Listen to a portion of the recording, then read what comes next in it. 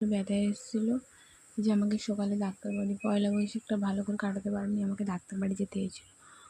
গিয়ে আমাকে পেটের ফটো তুলতে হয়েছে।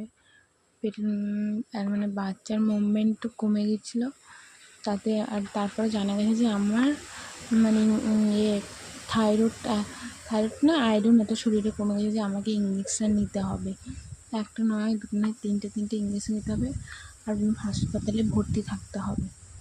তা আমার এতে তো চিন্তা শুনে রাতে ঘুমই উড়ে গেছে যে আমি যদি ঠিকঠাক করে খাওয়া দাওয়া করতাম তাহলে আমার আর কখনো এরকম হতো না। ডাক্তার আবার আমাকে বলছে আমার নাকি পেটে যমজ বাচ্চা আছে। ঠিক আছে, এটা শুনে তো আমি খুবই ভয় পেয়ে গেছি যে এবার আমি কী করব না করব। আর এমনিতে ভিডিওটা ডাক্তারবাড়ি যে গেছিলাম ভিডিও করার সময় পাইনি, তো তোমাদেরকে ভিডিও আমি দেবো। ঠিক আছে।